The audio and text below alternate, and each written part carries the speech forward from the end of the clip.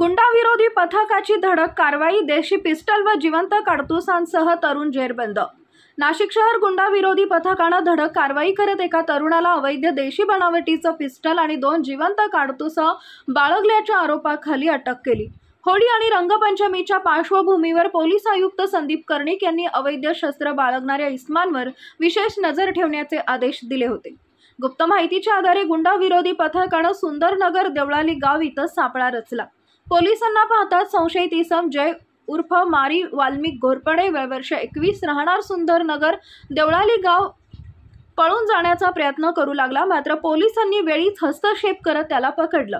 झडती दरम्यान त्याच्याकडून 32,000 रुपये किमतीचे एक देशी बनावटीचं पिस्टल आणि 2 जिवंत काडतुस हस्तगत करण्यात आली। या प्रकरणी संशयितांविरोधात भारतीय हत्यार कायदा आणि पोलीस आयुक्तांच्या विनापरवाना शस्त्र बाळगण्याच्या मनाई आदेशाचं उल्लंघन केल्याप्रकरणी गुन्हा दाखल करण्यात आला। पुढील कारवाईसाठी आरोपीला उपनगर पोलीस ठाण्याच्या ताब्यात देण्यात आले। ही कारवाई पोलीस आयुक्त संदीप कर्णिक, पोलीस उपआयुक्त गुन्हे प्रशांत बच्छाव आणि सहाय्यक पोलीस आयुक्त गुन्हे संदीप मिटके यांच्या मार्गदर्शनाखाली गुंडाविरोधी पथकाने यशस्वीपणे पार पाडली।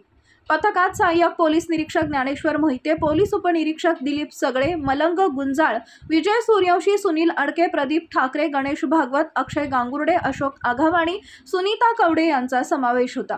पोलीस प्रशासनाकडून नागरिकांना शांतता व सुव्यवस्था राखण्याचं आवाहन करण्यात आले असून अशा अवैध कृत्यांविरुद्ध कठोर कारवाई केली जाईल असा इशारा देण्यात आलाय।